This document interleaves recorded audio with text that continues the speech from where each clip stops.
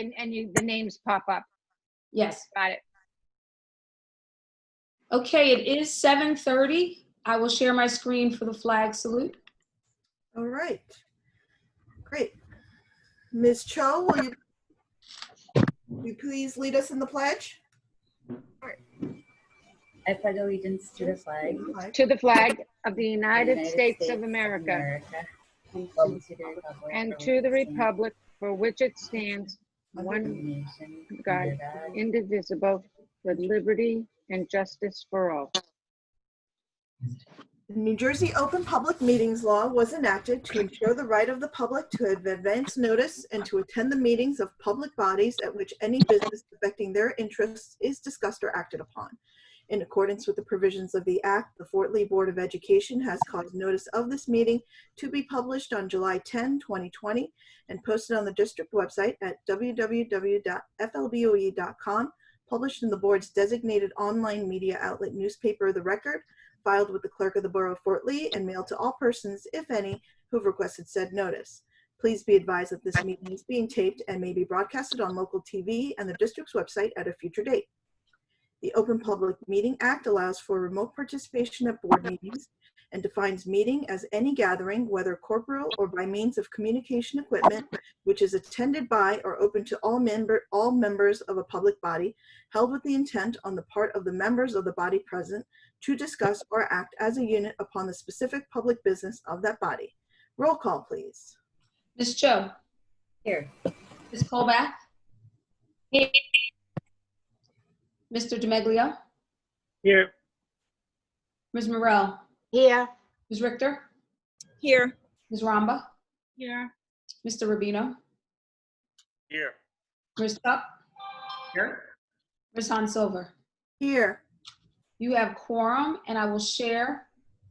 There are 28 attendees, so there are 28 members of the public that are watching. Welcome. Thank you. The board convened executive session at 6:45 today to discuss legal, personnel, and other confidential matters. Mr. Rhoda, will you begin by sharing the superintendent's report? Thank you, Ms. Silver. To start with, we have the SSDS report, the School Safety Data System. This is the annual report that reports any acts of violence in the school, and also our HIB trainings and interventions during the course of the year. This is a standard report that we do every year. The numbers obviously are going to be a little skewed this year because we did not have anything to report for half of March, April, May, and June. So I'm not sure how the state will process these going forward in comparison to previous years, but we are still required to complete the report, and it's been submitted. The Intervention and Referrals Services report, the IRNRS report, is something new. This is the first year we're reporting on that, and that is really a report that states the activity of the individual building IRNRS teams. Those are teams, intervention teams, that look at students at risk or low performing and try and come up with ways to help and assist them. So this is a new report that we are required to do every year. It's really, the report is a summary of the activity of all those building teams that work throughout the course of the year. Once again, it's tough to have this as the first year of an annual report when the big chunk of the year is going to be missing. A quarter of the year won't be there for the summary. So we still are required to submit the report. Likewise, the fire and security drills, you notice that we're approving drills from March until the end of June. When we had requested guidance from the county and the DOE regarding, do we submit our March reports? They're not completed. We didn't get any guidance, so we waited to get some guidance. It never came. So I instructed Ms. Aiken and those who are doing the agenda, we should report out on all the drills, even though there weren't any, but let's do our business and take care of business. And if they come back and ask for more information, we'll get it for them. So obviously there were no drills for half of March, April, May, and June, and none yet for July, since technically the buildings are still closed. So we are doing our report, and eventually I think the state will catch up to us. So the other thing I want to just briefly talk about is the school reopening process. I don't have a plan in place yet. I think I've spoken to a number of you about that. I first would like to say thanks to the parents. We sent out a survey last week to the parents regarding their thoughts about returning to school. We've had over 2,000 responses, which is great. I just checked the number before the meeting. We're up to 2,100. So I want to say thank you to all those parents. I really appreciate the information and the cooperation with getting us that information. That's going to be helpful in finalizing our plans. Right now, at all the grade levels, the elementary, the intermediate school, the middle school, and the high school, we have teams of administrators meeting with teachers, and later this week meeting with groups of parents to go through some ideas and concepts we have and get feedback. So we'll be moving forward through this process. That's all happening this week, those meetings. And then hopefully next week we'll be able to collate all that information and the feedback from those groups and continue to really, fine tune our plans a little bit. Right now we're still looking kind of at a macro level, at big picture. And as we move forward and get more information and more feedback, we start to narrow it down and narrow down the focus in our process. So we are making progress. We've had great discussions. I conducted meetings last week with a teacher group of volunteers and also with a parent group. And I thought they went very well. They were very informative. And we had good discussion back and forth about a number of things. I know from the survey results that the feelings of the parents are really kind of spread out. We have a group of parents who would prefer that we are opening school full-time for all students every day. And we have a group who would prefer that we are fully remote and doing online instruction. So, we're going to working with our district staff and the parents and the teachers, but also working with the constraints that we're getting from the DOE and the county office to make sure that we come up with the plan that is the safest and most beneficial for the students. And that's, it's a process. It takes a lot of time, a lot of discussion. There are countless numbers of questions that are raised every time we turn a page and look for other things. One of the primary things is we're still waiting for direction from either the governor's office or the Department of Education regarding the health question of how do we respond if we do have an incident in the school or in the district, whether it be student or staff. And what we've been asking for is a real set of guidelines and procedures, because I am not a medical officer, neither are other superintendents or principals. We are hoping that the medical people will be able to give us that. I had a meeting earlier today with Ms. Scarpa, who's the health officer for Fort Lee, and we had a good discussion.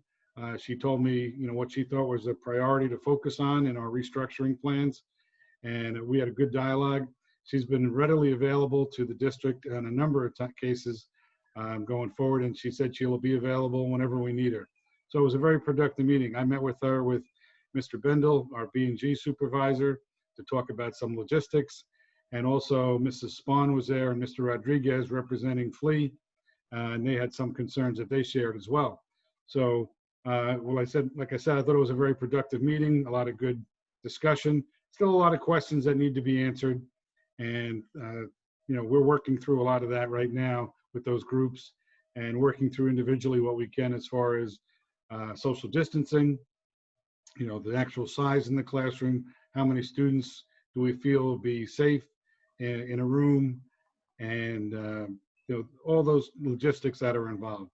A couple of things I will say, I am fairly confident in saying that we're going to require students and staff to wear face coverings while they're in the building, and now they have to wear them outside of the building as well. It's the law now, but we'll be requiring that in the building, and we'll be working forward, looking at various schedule options and plans to, like I said, address the needs of the kids, but also trying to maintain safety, which is the #1 priority. So that was just a very quick overview and a very quick understatement of all the work that's been going into this. And right now, I'm very interested to hear how these meetings go. I will be participating. I think all the meetings are virtual, so I'll try and get as many as I can, just to hear what the conversations are going on and to see what we come up with. So we have frameworks we're looking at. We're going to be moving forward once we get feedback, that's the key right now, is to get feedback from all the stakeholder groups and really start to fine tune things a little bit. We have not received any additional kind of guidance or direction other than what you've seen on the news, as far as even the CDC kind of walking back some of their recommendations, saying they're not really recommendations, they're just kind of suggestions, but we're still trying to follow that. When I spoke to Ms. Scarpa, you know, she's in touch with state health officials. And the one thing we know from the last 4 months and even the last few weeks is that everything we're doing is subject to change very quickly based upon numbers and risk factors and things like that. So we're moving forward and doing our planning. We were also planning for, in the contingency that we have to go 100% remote, we will be prepared for that as well. And you know, that's what this summer will be. And that's all I have, Ms. Sonsilver. All right. Thank you. I was actually double checking the calendar, and our next scheduled meeting is not until August 10th. So I think it's pretty safe to assume that we're going to be having a special meeting sometime between now and August 10th. And I'm sure, you know, we'll be having at least, you know, policy committee meetings, and, you know, some other, you know, Curriculum committee meetings. You know, we'll definitely be having meetings between now and August 10th. So, you know, certainly, you know, we'll definitely be doing our share of work too, as, you know, things get fine tuned on Right. your end. No, the need will be there to have, you know, more detailed discussions as we, like I said, to me, it's a big picture here. We're going to start funneling down, and that's when we'll get more and more people involved and, you know, start really talking about nitty gritty things. Yeah. Okay. Great. Thank you.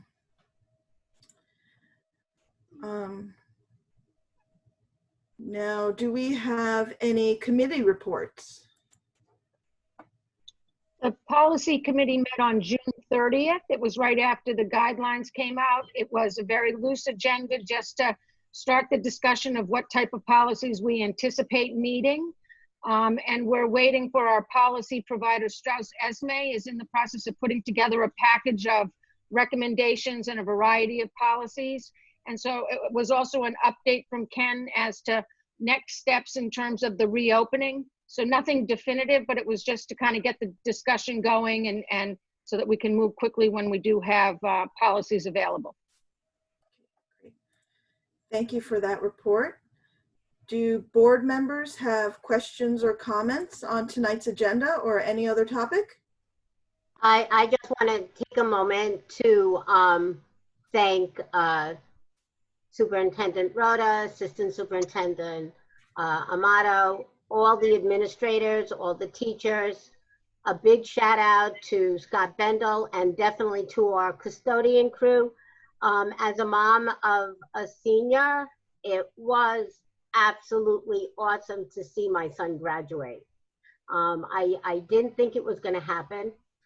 I was trying to keep the optimistic, you know, glass half full kind of thing, but as it was getting closer and closer to the date, I didn't think it was going to, and I can't thank them enough for the dedication and the time that they put in. They went above and beyond, and thank you very much, Ken. Thank you, Sharon.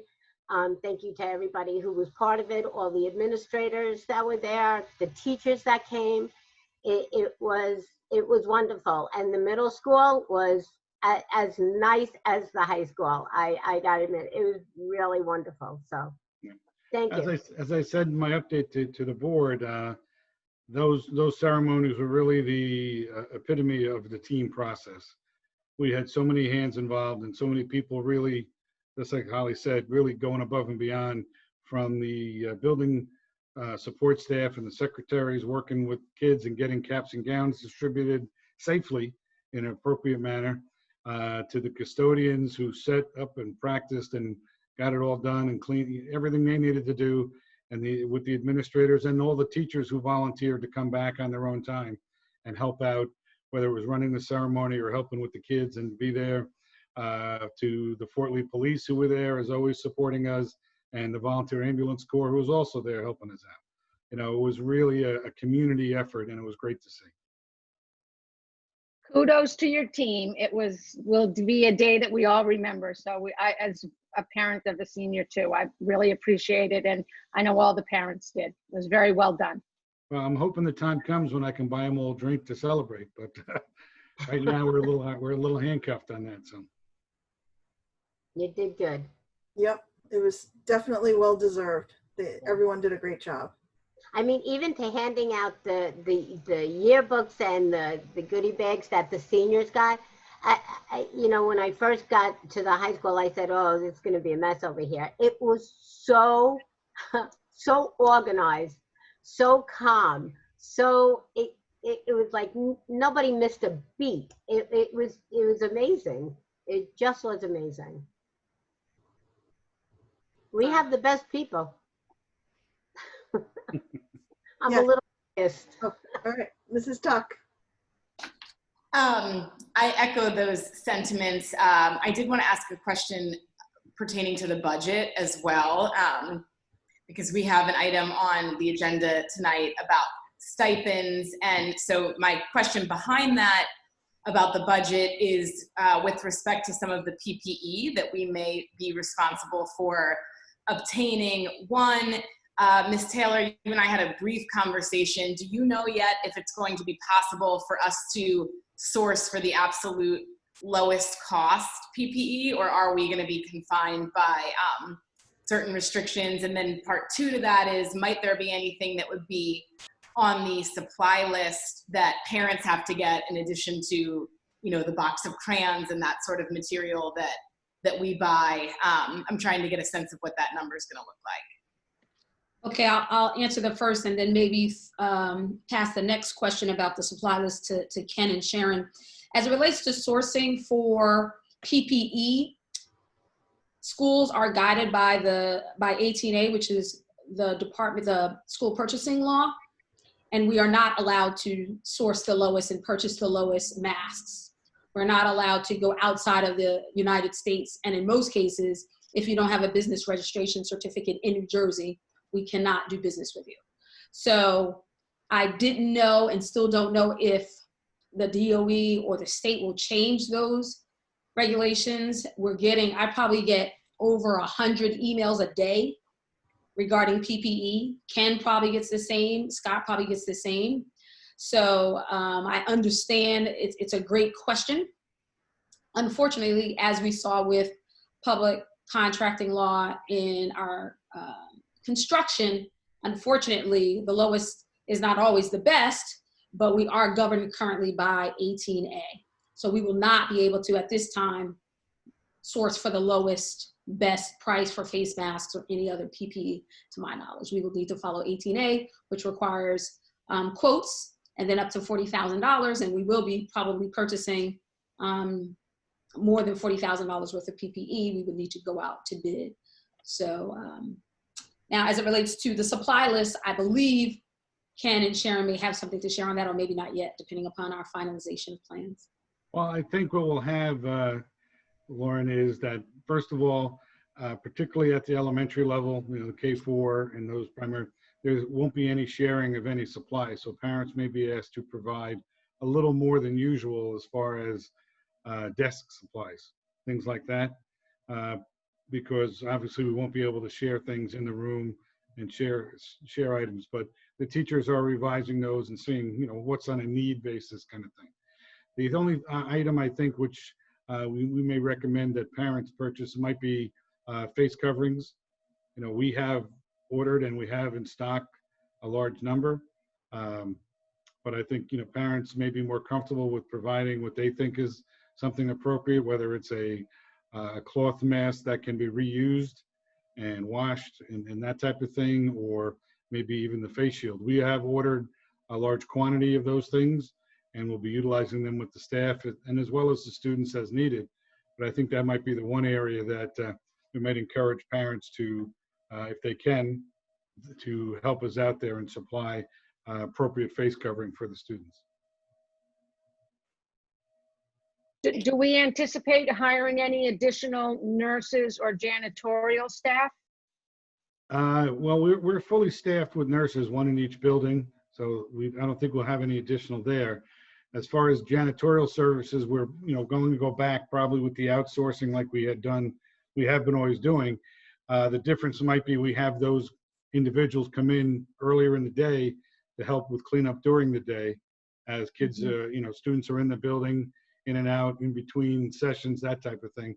We may need to have more manpower in at that point.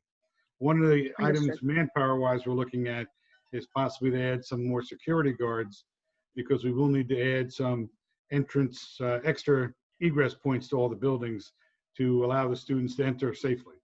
So rather than, as I've said to you, all of you, 25 years we've been working on school security and funneling every student through one door, so we can check IDs and things like that.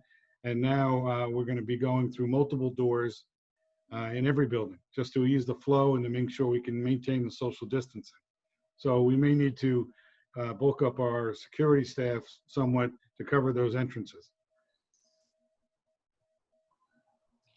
Just to kind of clarify, Ken, if you could just, we haven't committed to any particular model yet, correct? So we're not committed to having, just wanted to make sure. The best I can tell you, Lisa, right now, I think the best thing I could say to everyone is that my estimation, we will probably have some type of a combination of remote and in-person instruction. One of the questions that I've been asked frequently, and I get several emails about this, is if parents choose not to send their children to school, what's the option? And we are really, I've been waiting for direction from the DOE about that, what we are required to do in that instance. And hopefully I'll get some information. I actually have a meeting tomorrow, the county roundtable meeting with all the superintendents and the county superintendent as well. And that's #1 question on his list to answer. So, but right now, I would say probably looking at some kind of a combination of in-person instruction and online virtual instruction. There's an old government term that we used to use, hurry up and wait. Things could change next week. Right. Just to add to that, today alone, I believe it was California who was decided to go 100% remote for the first semester of school until the new year. So, and I believe also Indiana, I only know that because my sister lives there. And I think they've also decided that they were going to go 100% remote. So some states are changing their mind and doing what they do. What the governor does here, as Mike just said, we will wait and see, but we're still moving forward. But more than likely, I would imagine we'll develop a combination plan. And does that include the extracurriculars as it pertains to the stipend? So if they were able to do some sort of virtual activity, they would get their stipend or a prorated version of that? Right. Obviously, if they can do their activity fully remote, then they would, collect their stipend. The same with the coaches. If the season goes through, then we'll pay the coaches for the season. But if the event in October 1st, the governor closes all the schools, then we'll just prorate that over the time they put in, and we'll handle each one kind of individually as it comes. Well, do you expect the fall sports to happen? As of now, we're preparing for that. There's a plan in place through the NJSIAA that we would start with competitions at the end of September. Oh. But that's all subject to the guidelines and the other, medical decisions that need to be made. And what would you do regarding like participation, in the bleachers and things like that? A lot of it will be without spectators. There you go. Okay. And could I ask, in terms of teachers and their safety, would it make sense to commit, just like you had mentioned, like California and other states that are backtracking, if we were to make a decision in the next week or so as to what we're going to be doing for the fall and commit to that idea, does it help in terms of preparation and timing and kind of hedging our bets in a sense? I'm sorry, Ms. Joe, I didn't hear the end of that. Just more so, if we were to commit to a particular idea, would that help in hedging our bets, just making sure everything's more safe for everyone that's involved, the students as well as the teachers? Yeah, we're moving forward with facility plans. That's why I had Mr. Bendel at the meeting today with Ms. Sharper to talk about our plans, what we have in mind, as far as installing plexiglass shields on all the teachers' desks, shields for the secretaries, anybody who has that kind of a common area or a common entrance type of thing.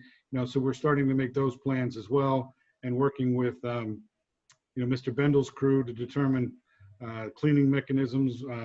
Really one of the things we're going to do is we have practice runs scheduled to determine the time it'll take to clean the rooms, so that we can calculate that into our plans as well. So we're moving forward.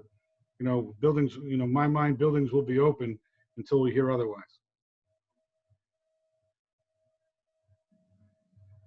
And I say open to some degree.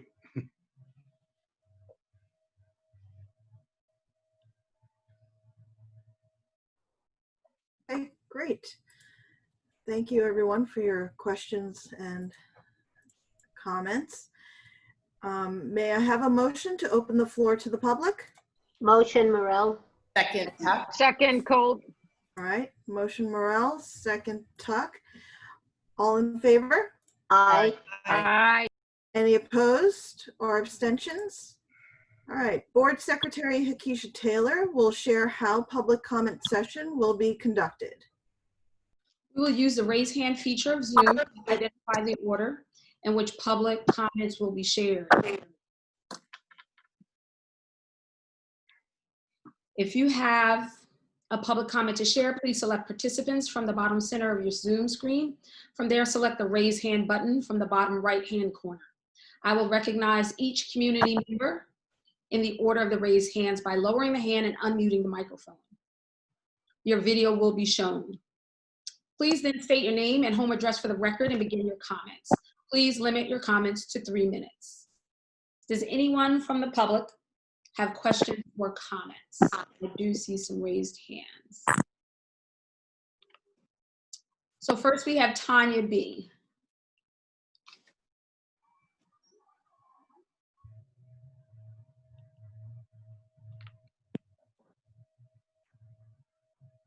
Mute.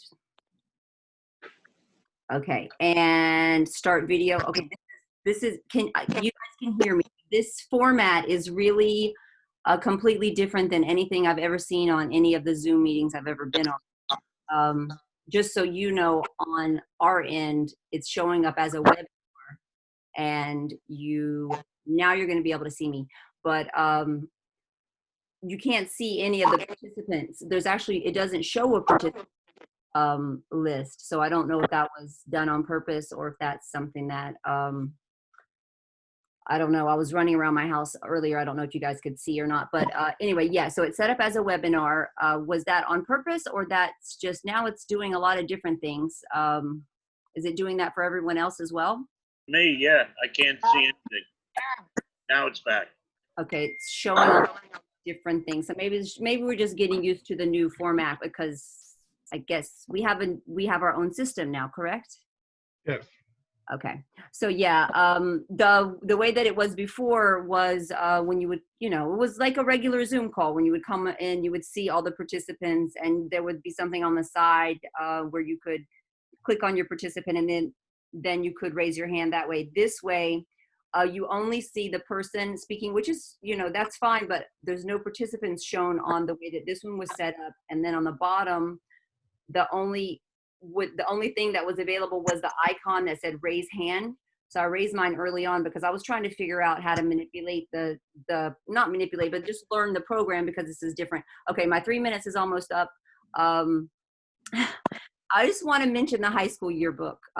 There's been a lot of parents on social media on the Fort Lee parents page, and the yearbook cost $85, which to some people Maybe they had to ask their grandma for it. Maybe, you know, it's a lot of money. $85 is a lot of money for a book. And I know they do have the books in the high school. If you guys could come together and make it happen that the children would be able to get the yearbooks that have purchased them or give them their money back. I'm actually asking for a friend who's working and can't get on the meeting, but I wanted to bring that up. I also saw it on social media that there was many people talking about it.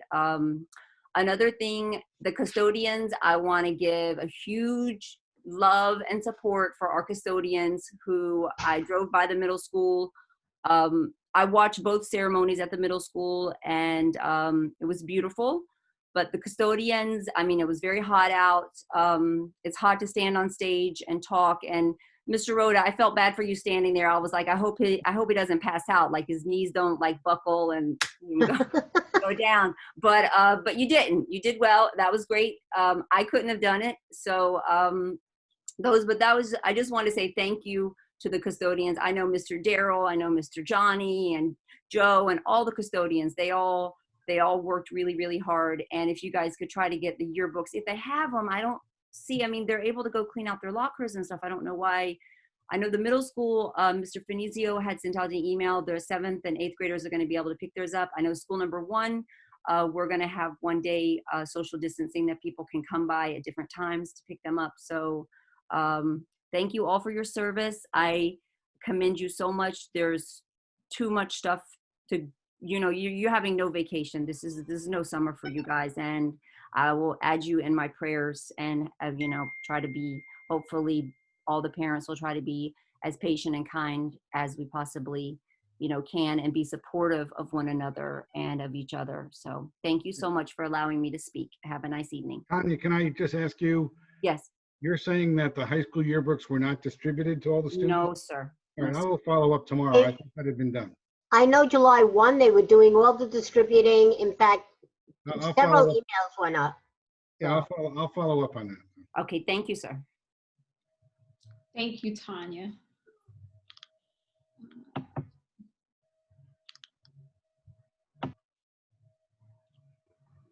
Next, we have Howard Lipoff.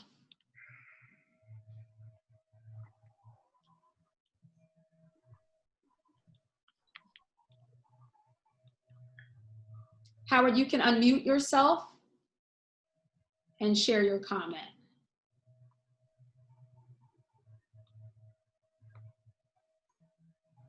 Okay, can you hear me? We can. Okay, but you can't see me. Oh, let me start my video because I want to be seen. There you go. Look at you. Good, thank you. Hello, everyone. It's good to see everyone tonight. I had a question. I was looking over the agenda and I looked at number 7P, P as in peanut.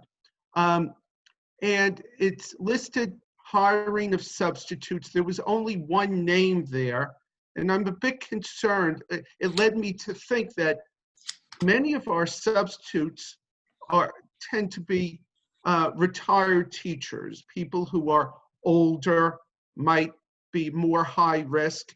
And I was wondering, and if there's been contacts to these people to see if they're still going to work, because I'm afraid some of them might be more fearful being high risk. As we're told, as we get up in age, it becomes more of a risk to get the COVID-19.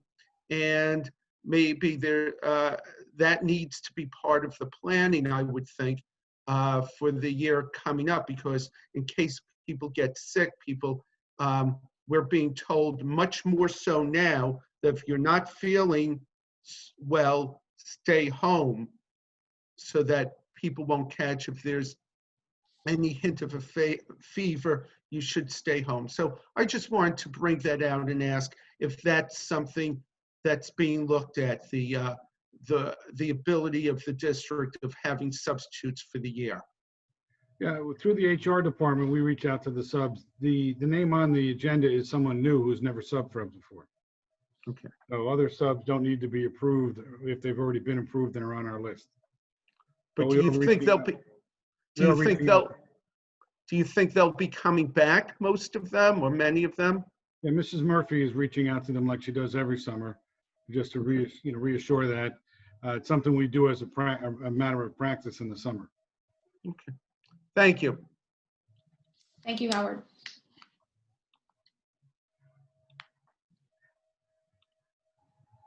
Catherine Conrad.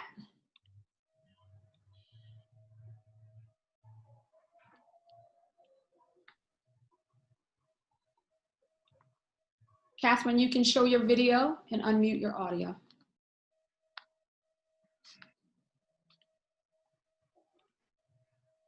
Hi, can you hear me? We can. Okay. Do you need to see me? That's your option, to show your video or not. I have brushed my hair today, so I think it might be something that I should probably capitalize on if I can figure that out. Here we go. Okay, and a hat. I've never participated in this way, so I actually have a series of questions. Is that appropriate, or is that something else? Is there another format or platform that would be appropriate for me to use? Depending on your questions, Ms. Conrad, you can always email me directly, or call me right now. Probably easier to email me directly if you have Okay. a large number of questions, and I'll do the best I can to respond to you about that. I've tried to narrow them down specifically and considering all of the information that you have provided us. The first question is specific to LAUSD and San Diego Unified, who have decided to close their school districts. Not every school district in California is closed. So from my understanding, it is the district's ability to close a school within California. Can you confirm if that is something that you have the ability to do, or that we as a district have the ability to do? Or in the state of New Jersey, are we mandated to follow what the governor is indicating for us? The directives that we received from the governor several weeks ago stated very concisely that every school must be open for in-person instruction in September, of some type in September. Okay, so that's essentially an executive order from the governor's office, correct? That was the directive through the DOE, yes. Okay. And in terms of, we thank you so much. I'm sure there's lots of work that has been going on in terms of the plan that is provided, that's needing to be provided to the state. Does that plan need to be approved by the state? It's a good question, because we haven't really gotten that answer yet. I know they want us to submit plans, but they have no given us any indication or any kind of template as to what the plan must include. Yeah, there was a series of questions that the executive order on June 18th provided, like a bit of a guideline, a scaffolding, but it doesn't really say that the state has to approve the plan. And that's what I was just I didn't quite understand if that was part of the protocol here, that we submit a plan, they approve it if they want modifications and such. Yeah, but if that isn't very clear. My guess, Ms. Conrad, is that the plans will more likely be more closely reviewed at the county level. Okay, great. And in terms of the turnaround time, if there's any revisions that at that county level, that will be something that will be obviously implemented before school will be starting, correct? Correct. Okay, all right, that's it. Okay. Thank you. Have a good night. Thank you. You too. Thanks, guys. Next, we have Cindy Garib.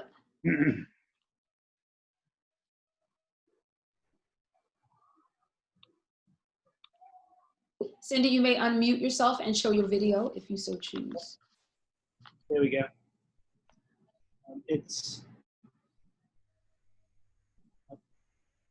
Do you have a public comment? Yes, I do. I'm sorry. Can you hear me? It's David, Cindy's husband. Hi, David. David? Just wanted to tag on to what Tanya had said earlier. Yeah, this is a different format.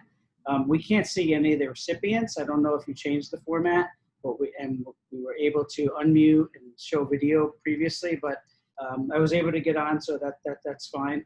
I had a thank you and just a question.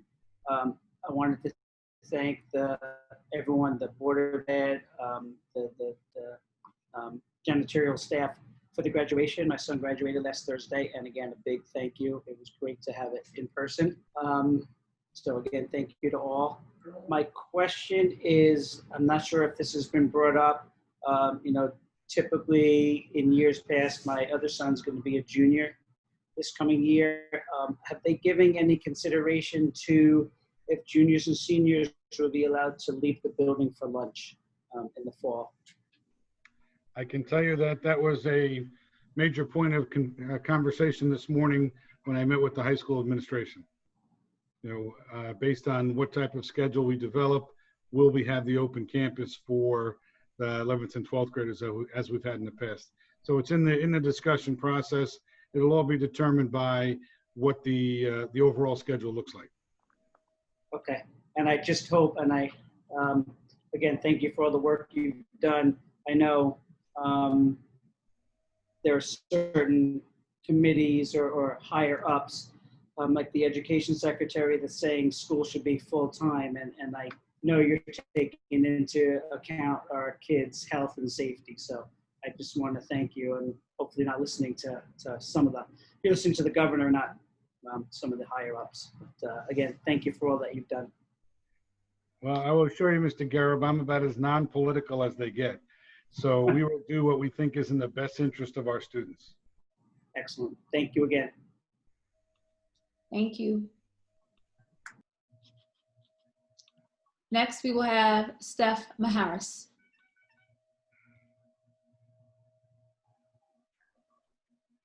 Steph, you can show your video if you choose and unmute your microphone. I don't know how it says hide self view. Can you hear me? Yes. Okay, hide non-video part, wait, hide self view. Which one am I clicking on? Because I don't have myself hidden. Can't help you, sorry. This is bizarre. Okay. I just sent you a request to start your video. Oh, can you send that one more time? I think you have a button that says start video, like you have an icon, and you can just click it. Oh, wait, there, it just came up. Thank you. I was fine on the other one. I did it. It's not working? We see you. Can you share your comment? I can't see myself. Okay. So I just wanted to address the mask issue, which I did address originally in the former meetings that we had. Both of my children have IEPs. My daughter reads lips. My daughter cannot be in a classroom with someone wearing a mask over their face. So it's, and I have a big problem with masking our children in general, because all of the emerging science regarding cloth masks, and I wanted just to address PMID 259-03751, an indication in the research public shows that the efficacy of a cloth mask to a medical mask in the context of viral infection, since we're talking about SARS-CoV-2 being viral infections in healthcare workers summarize that cloth masks do not protect. Laboratory test shows penetration of viral particle of a cloth mask to be 97%. This is PMID. This is peer reviewed. These are large medical studies showing that cloth masks do not protect from viral load. We're not talking about a bacteria, we're speaking about a virus. Viral particles are very small. We are also not doctors, and I want to stress this. Our children are being forced into the worst nightmare. They use facial recognition to understand what is going on. They use smiles. They use many things that they are missing out on with the masking of their oxygenation.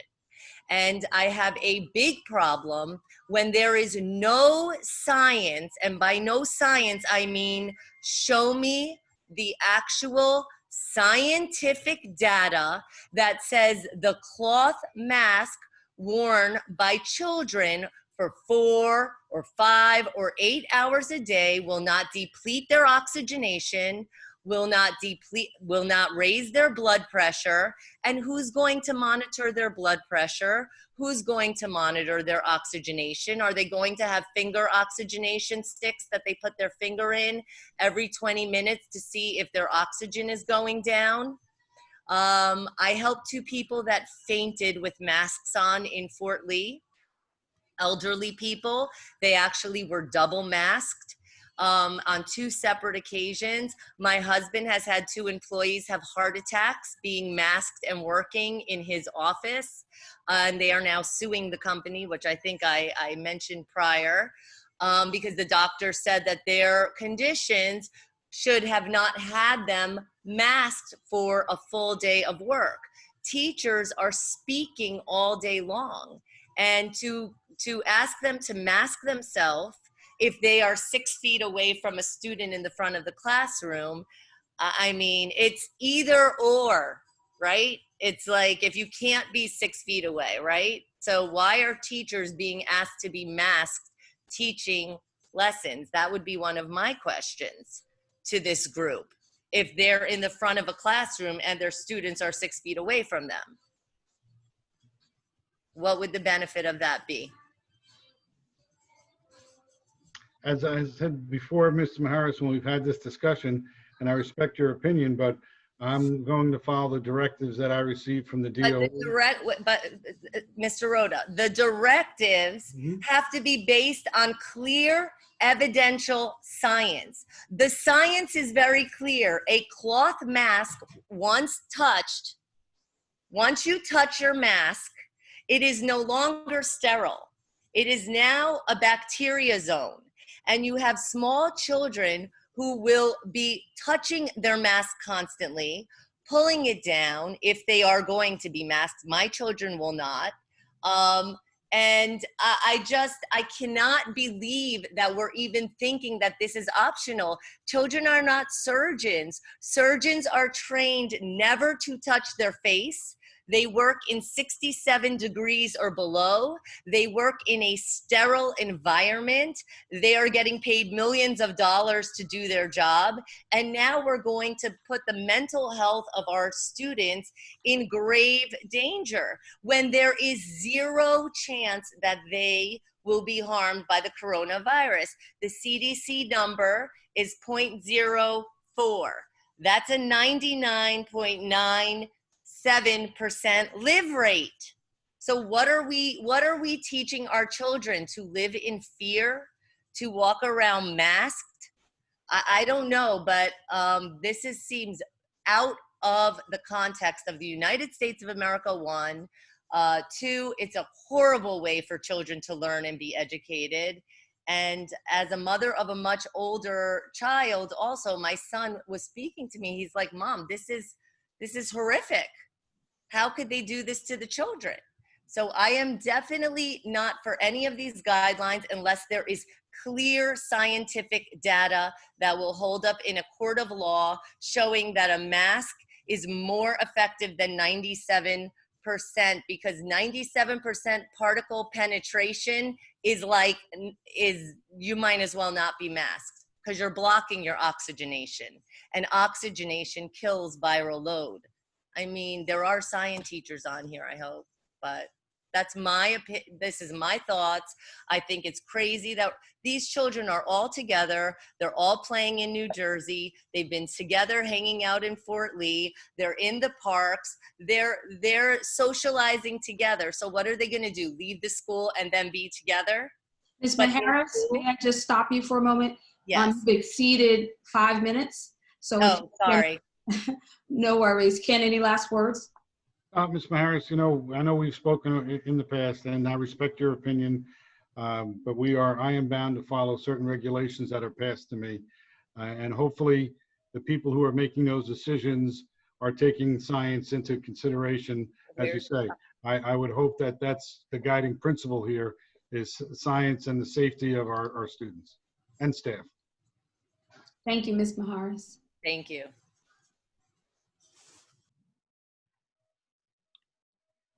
Next, we have Wilmer.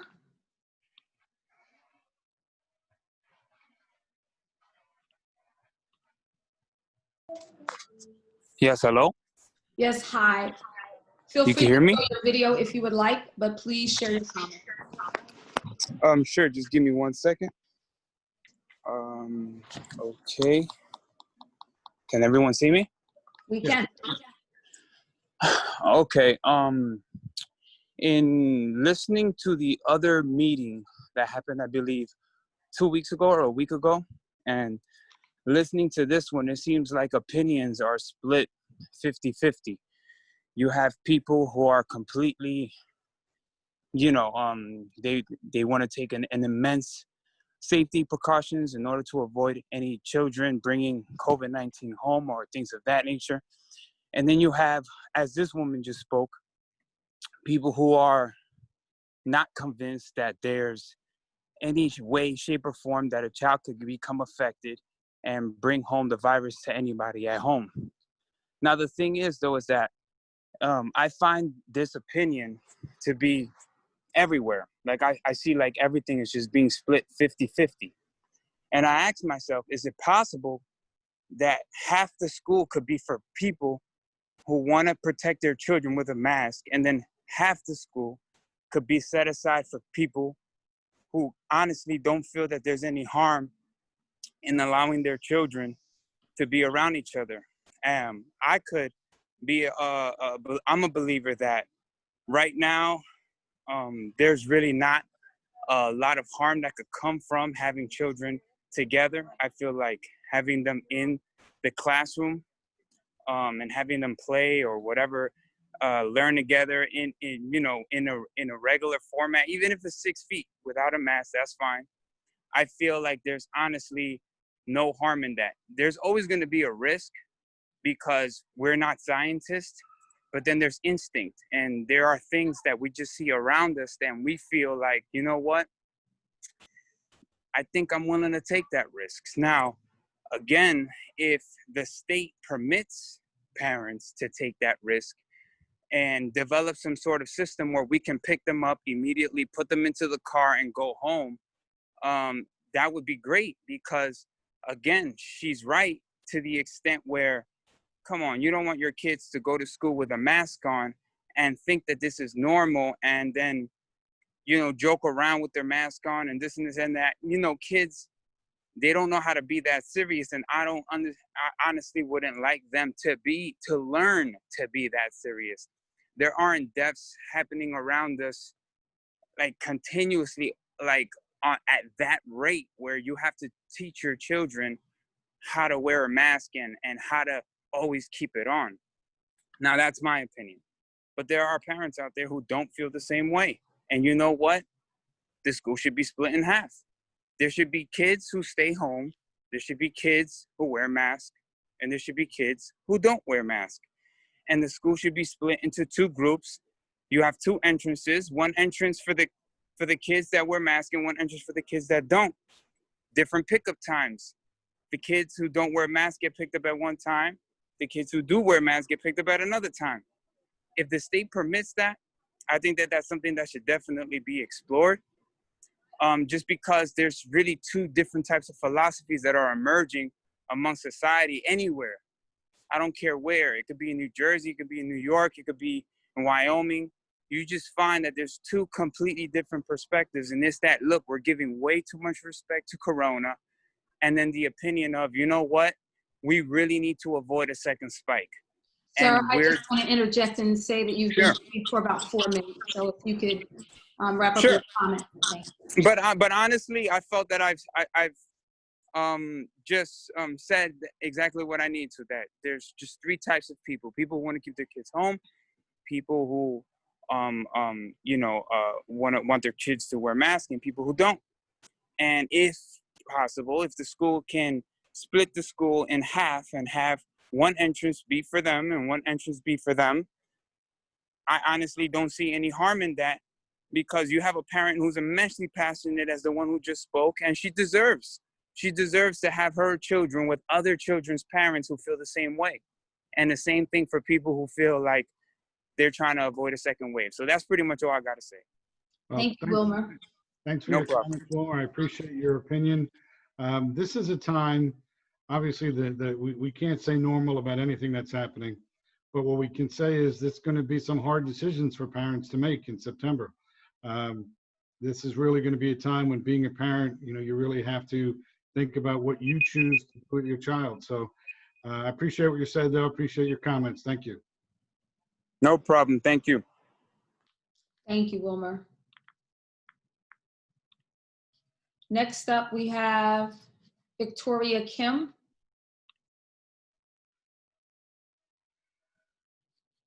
Welcome, Victoria. Please unmute yourself and share your video if you so choose.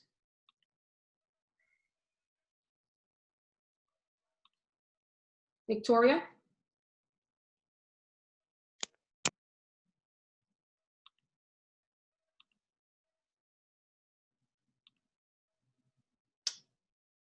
Hello? Yes, Victoria, we can hear you. Hi. Hello.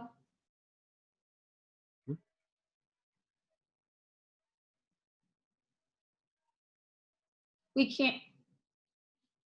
You're muted. So I will ask to unmute your audio. There you go. Hello. Hi. This is Victoria Kim.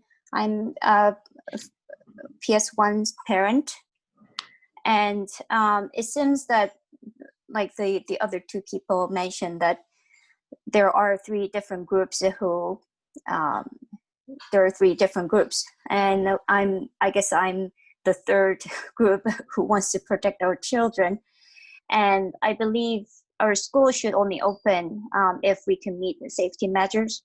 Like in the highlights or documents that Mr. Rora shared with the parents, it doesn't include any of those installation of pedestal hand sink or foot pedal sink or touchless sink in place, but prior to school opening.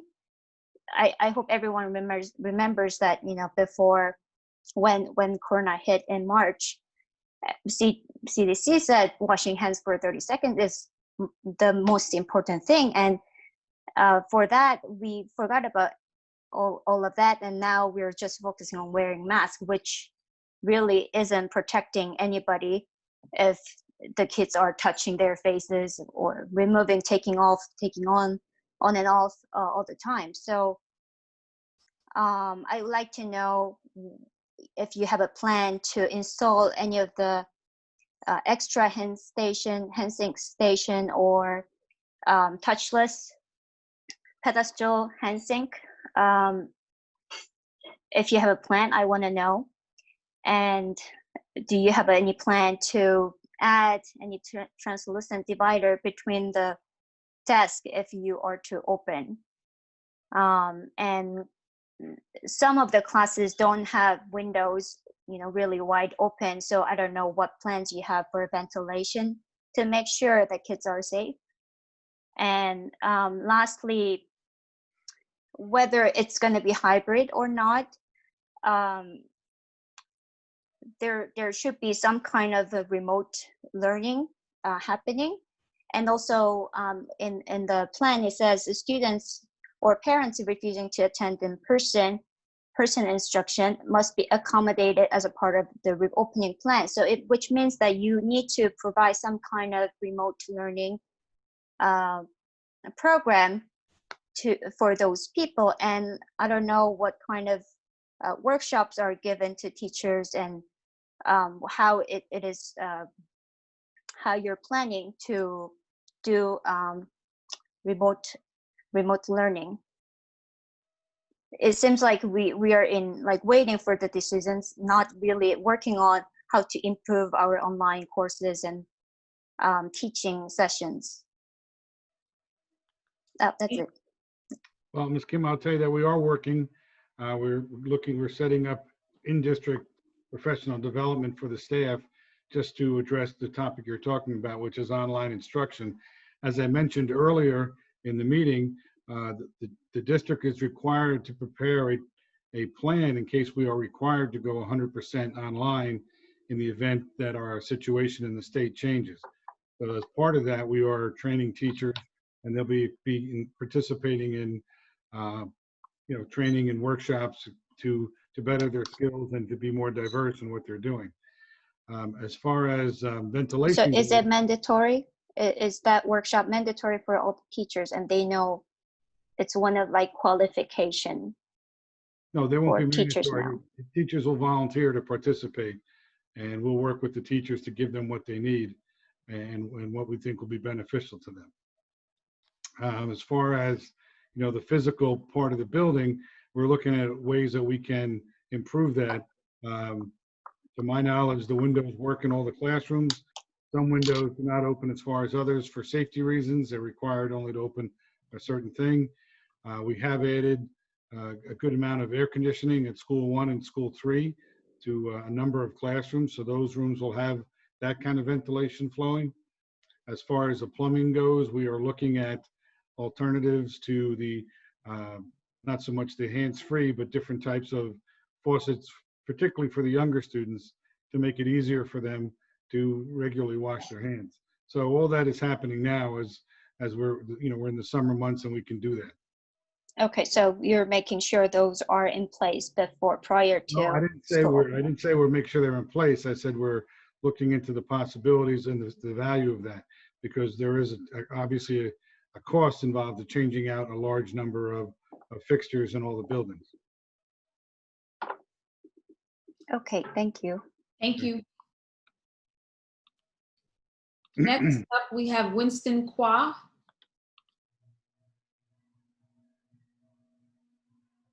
Hi, Winston, please unmute your microphone and feel free to share your video if you choose. Sure. So, hi there. Let me introduce myself. I'm a physician that works at Mount Sinai. So I have firsthand experience with COVID-19 and patients that are sickened by COVID-19. So I'm really surprised to hear some of the comments saying that people do not get sick from COVID-19. I've had patients that died from COVID-19. Some of them are 30, 40-year-old patients. Some of them are 70, 80-year-old patients. And what we're talking about is wearing a mask. You're wearing a mask not to protect yourself. You're wearing a mask out of respect so that you don't infect other people around you. That's the logic, not protecting yourself. So I just want to make that clear. And in terms of the scientific evidence about wearing a mask in terms of preventing spread of disease, there are tons of papers. And if you do need it, I could provide you with all the research, all the scientific data that's already been reported, that's already been tested, and how wearing a simple mask prevents you from getting others sick. So I just want to make that clear that wearing a mask, it's not to protect yourself from getting sick. It's to stop you from getting other people sick. So it's very important to know that. And I just want to make that clear. And in terms of illnesses, some people do get sick. Some people don't get sick. But people that have gotten sick from COVID-19, they are still sick even after recovery. I just want to put that out there. They have long-term effects still. So the best way of us not getting sick from it is preventing the spread. And of course, I agree, children are less likely to get sick from it, but they are likely carriers that can get other people sick around them. And that's very important to know, especially grandparents, even your own parents. So if I'm happy that some of the parents here who don't think it's serious have not gotten sick from it, God bless them. I think they're the lucky ones. But if you've been to the hospital, I work at Sinai during the epidemic. If you could see how many sick patients that we dealt with, some of them 30, 40-year-olds, young, healthy patients that got stricken by this disease, who still, after recovery, after going home, are still healing from this. Just wearing a mask, I'm just surprised why we're even talking about this, because we're wearing a mask out of respect for other people around you. It's very important to get that notion in place. It's not that, okay, kids are going to touch their faces and all that. Of course, but it's your own germs. Kids are touching the faces. You're spreading your own germs to yourself again. So how can you get sick from that? You're not going to get sick from that. But if a child was sick and they sneeze into a mask, it's not going to spread anyplace else. That's key. If they were to talk, if they were to laugh, and they, you know, all those droplets are trapped in the mask itself, it's fine, because you're not going to spread it to anybody else except yourself. So that's important to know. And also hand washing is important, because, you know, kids touch your faces. After you touch your faces and all that, you wash your hands, you decrease that exposure. So that's why I'm very surprised. Like, even supermarkets are having us wear masks to get in there, to get into the stores, because workers are afraid of spread. And why should schools be any different? Because we're protecting not just our kids, but also grandparents, parents, other family members, out of respect. But if you do want the scientific data, I can definitely provide it to you, because there is tons of scientific data. Working at Mount Sinai, we have a lot of researchers that are even looking at other studies, other research in terms of how long antibodies last in your system. Because even if you were to get sick from it and develop antibodies, we are seeing that after testing, let's say 2 months afterwards, that those antibodies that they had are gone.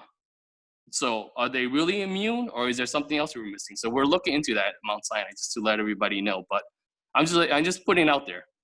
Thank you. The fact that you got sick from it and you're immune from it doesn't mean you can get it a second time, because there are a few number of cases in which people have gotten sick a second time from it.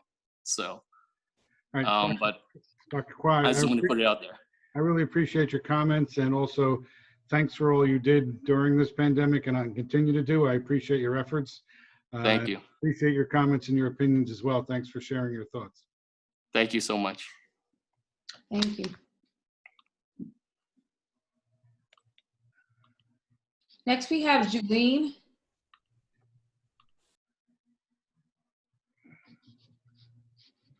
Hi, Julene. Please unmute your microphone and share your video.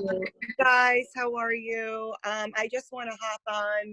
I'm with my kids right now, but I wanted to say thank you to, in particular, the middle school. My daughter's leaving now, and the graduation was fabulous, and it was an honor to be there. And I'm just so speechless at what an amazing experience we had at this middle school. I want to thank Rob Daniello, Gina Reska, and all of her teachers, in particular Nina Anderson, Mrs. Kumar, Mrs. Malone.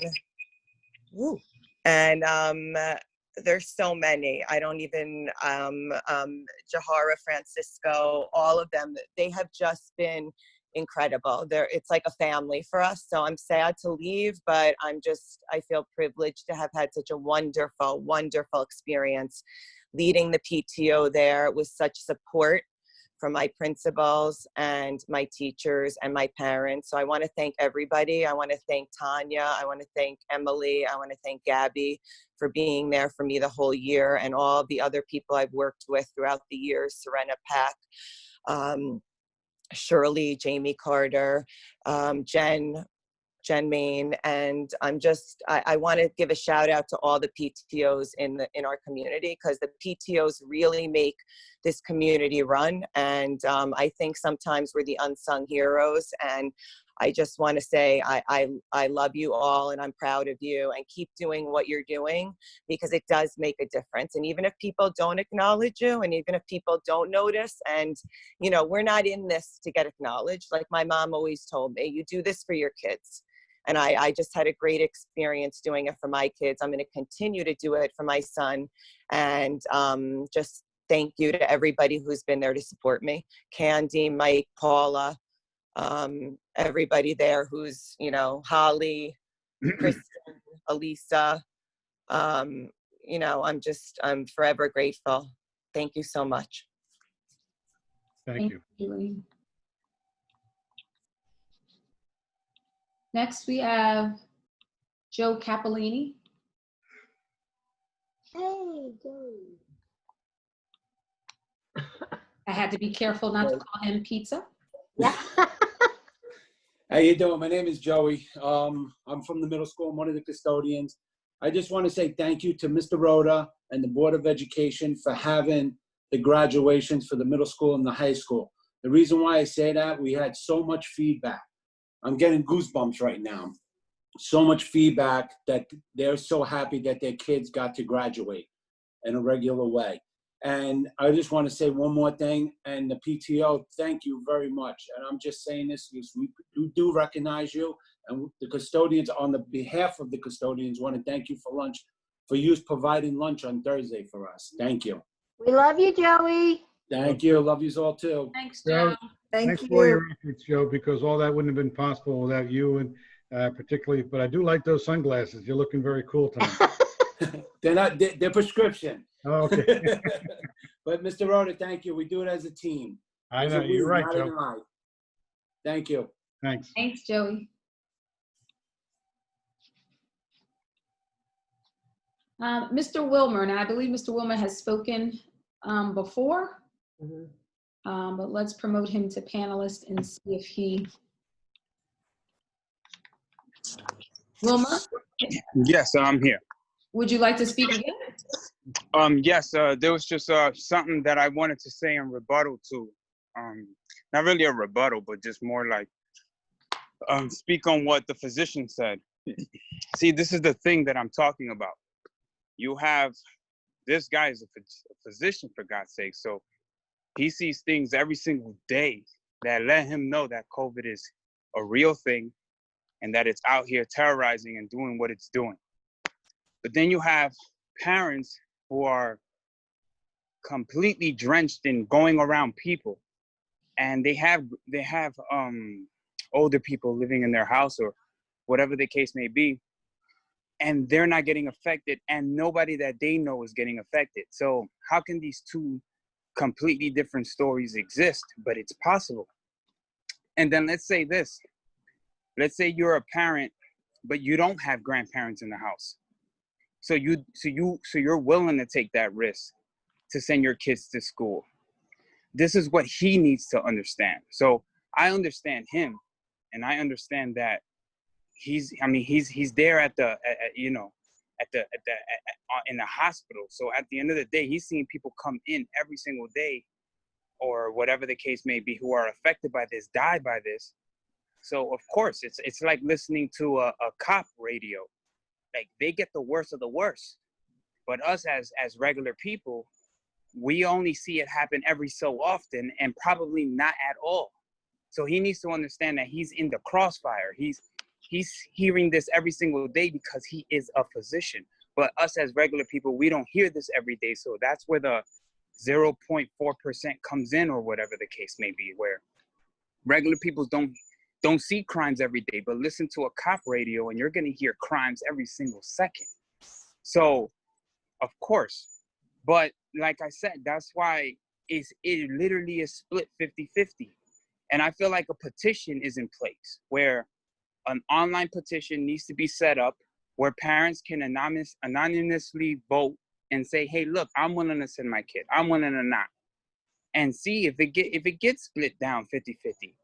And I think depending on that ratio is how you should determine how, okay, if 30% of parents feel that they should send their kids to school, then give us 30% of the school. Wilmer, you're at about 3 minutes at this point. No problem. Which means 10 for you. Yeah, exactly. But I just kind of like wanted to, and again, I feel wrong saying go against that, because he's a physician, and by all means, this guy deserves all the respect in the world, because he's there every single day, dealing with all of this stuff. But I mean, that's not how regular people look at it, because we're not in the hospital. So Wilmer, I'll end with this. I lost an uncle for COVID-19, so yes, if you think I'm regular, then of course. So I'm not sure that it's not happening to regular people. But we appreciate your comment. Okay, 100%. And can I just say one last thing? Sure. Quickly. Sure. And again, that's why I'm trying to be very careful, because I do understand that some people have been affected. But all I'm saying is that people that deserve to take that risk if they truly feel that in their situation, they won't get affected. They deserve to take that risk with other people who feel they want to take that risk too. I understand if you've had an uncle and you've been personally affected, which means that, hey, maybe you're one of those people who don't want to send their kid to school and kind of want to keep it in Zoom or whatever the case may be. But I feel that people should have the right to take that little small risk. They should have to, you know. And again, I'm sorry about what happened to your uncle, but thank you. It's two completely different perspectives. And I feel that both should be allowed to exercise their perspectives. That's all I'm trying to say. And just as a reminder too, there was a survey that was sent to parents asking them their opinions. Oh, there was a survey. It went out to all the parents last week and went out again last Thursday to parents again who hadn't filled it out. And what was the breakdown? How many said yes? How many? I mean, because how many said they're for it? How many said they're not? There's a split, and actually a three-way split. So really equally on all sides. See, and that's what I'm saying. Equally on all sides. And that's what I'm saying. People should be allowed to stay home. People should allow to wear masks, and people should allow to not wear masks. But the building should be completely separated to allow all three parties to live their life out the way that they deserve to live it out, if the state permits it. Well, I don't see a problem in that. Well, let me just say that that's the challenge of my job, and of course, Amato's job and Miss Taylor's job is to try and answer those questions. We're doing the best we can. I appreciate your comments. And I appreciate you, man, because I was just telling my wife, man, you must be under a lot of stress dealing with all this. And at the end of the day, I gotta just X all of this stuff out and just appreciate you and thank you and your team for taking on this heavy amount of stress to make these decisions for us. I know that you're trying to incorporate our opinions into your decisions as much as possible, but at the end of the day, it's you who has to bear the burden of all this. And I just wanted to thank you on behalf of everybody. Well, thank you. I appreciate that. But we keep doing what we have to do. Of course. All right. Take it easy, guys. Next, we have Daniel.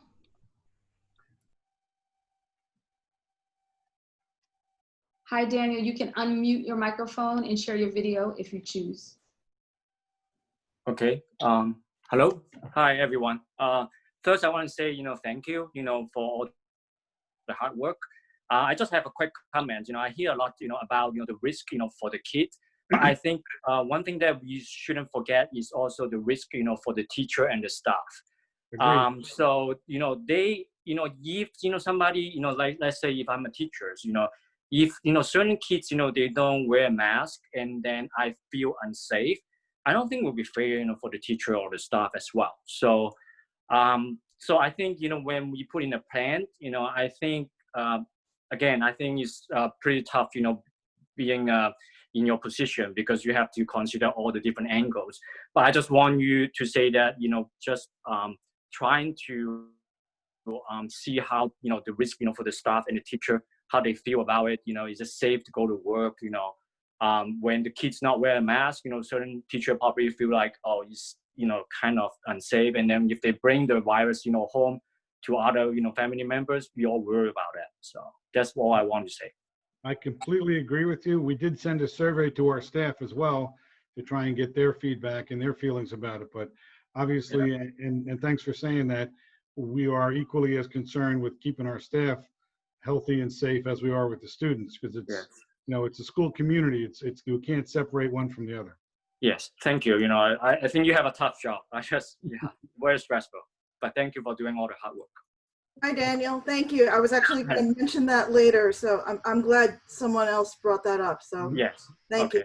Yeah, you're welcome. Yeah.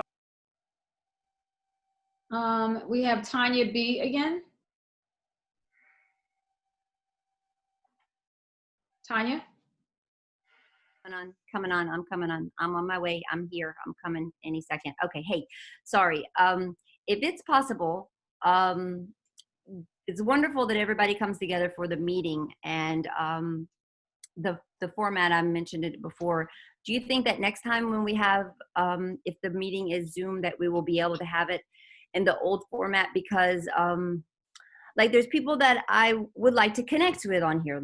I don't need to name names or anything, but you know, what's nice when you go to a board meeting or you go to an in-person meeting, you meet people and you can speak to people and you can get together as a group. The way that this meeting is set up this evening, there is no way to know, oh, my name is Tanya Kang and I live at 275 Tom Hunter Road. I have a child in school number 1 and a child in the middle school. So that helps know a little bit more. But you guys know me for a long time now. I'm really community based. So I'm thinking that if we did the meetings the way that they were before, where at least we can reach out to somebody privately and say, you know, what school are you from? And, you know, this is how we can get together as a group of parents. So that's just my feedback on the whole meeting format. Thank you. Thank you, Tanya.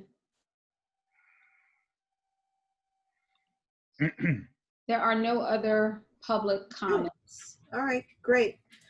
May I have a motion to close the floor to the public? Motion. Second.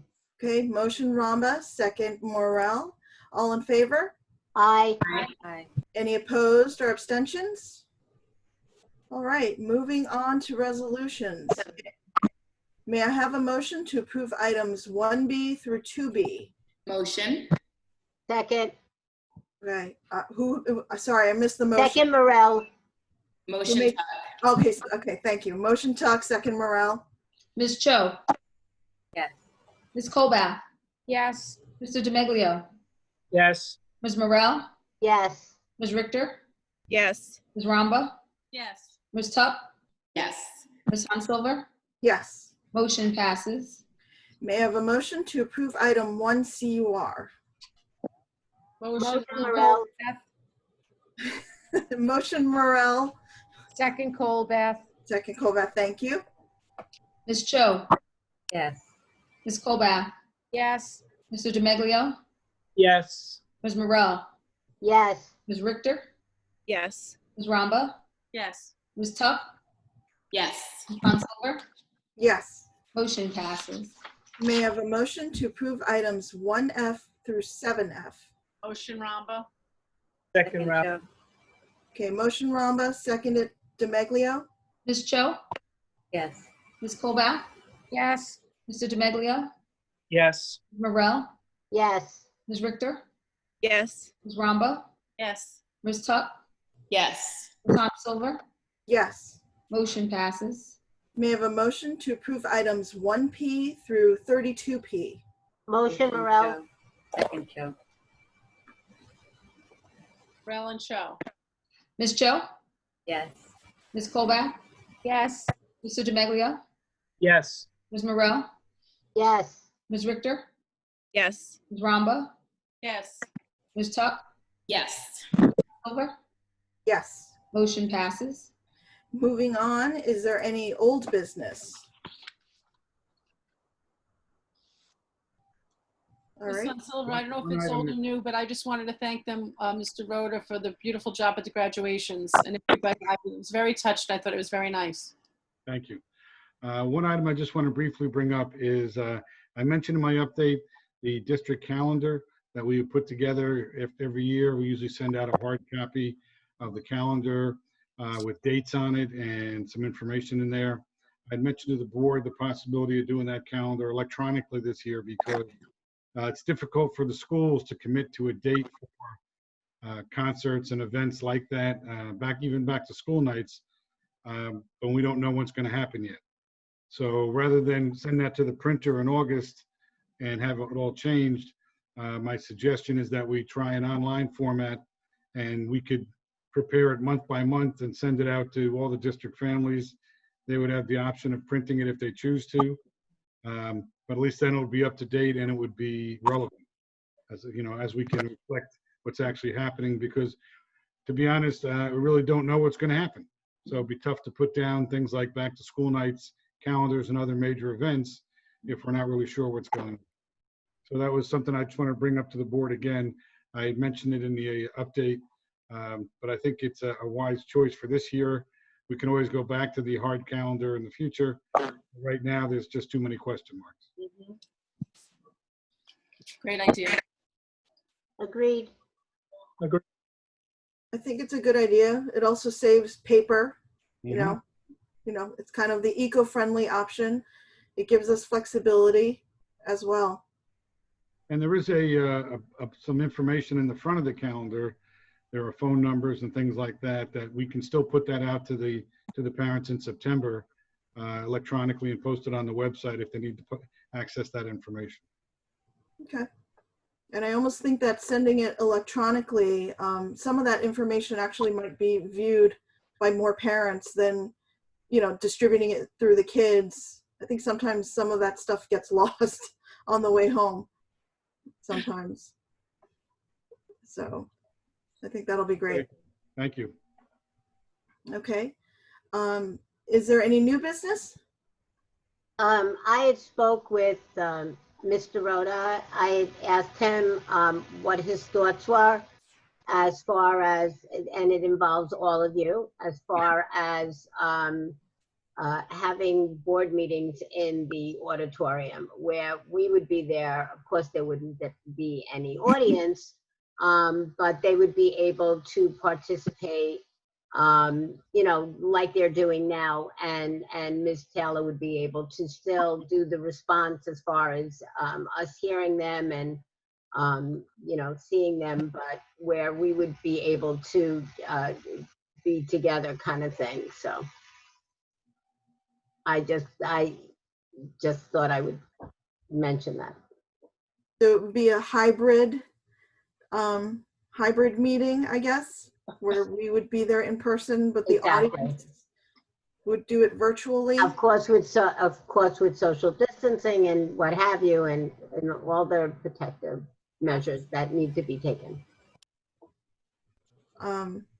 I guess we could. I mean, we'd all have to be there. We'd all have to bring our own laptops and we'd still do it via Zoom, I guess. And we'd have to wear masks. Yeah.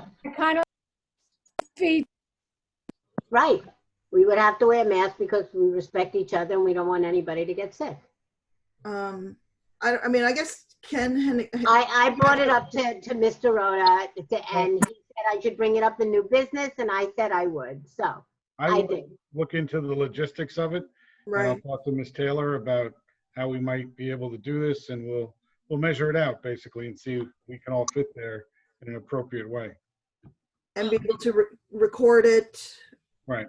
You know. I think that suggestion too, perhaps the committee meeting would be an easier way to start. I'm surprisingly low tech, but I don't know how difficult. I understand why we can't hold a public meeting. We don't know how many guests we'd have, and we might break the law of how many people are allowed in an area. But for the committee meetings, that feels pretty cut and dry.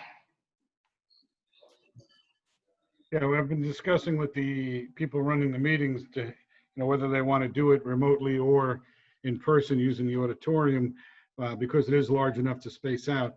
But I think right now the feedback they're getting is more people are comfortable still with online meetings. So, but we can experiment and see what it looks like there. I know we did have some technical issues when I had the teacher meeting there. There were some teachers who were online. It was just difficulty hearing what was being said and vice versa. So we'd have to work out some kinks there.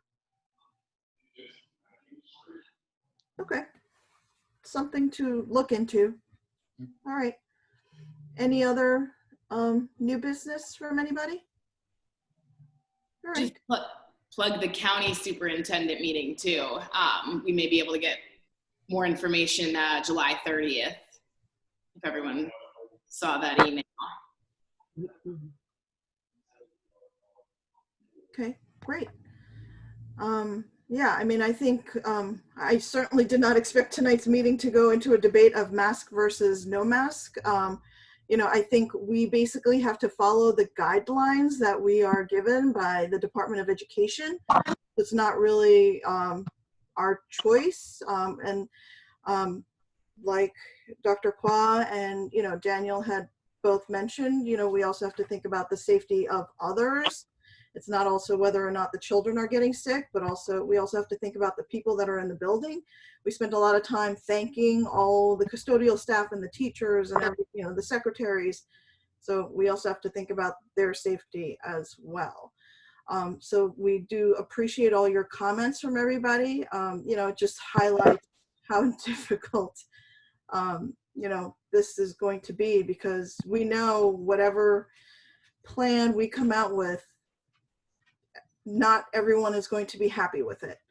But we're going to have to, create a plan that works the best for our district. So thank you, everybody. Thank you, everyone, for coming out tonight. Thank you to all the parents and community members and staff who joined us tonight. Have a good evening. Stay safe, everybody. May I have a motion to adjourn? Motion, Morel. Second, Ramba. All right. All in favor?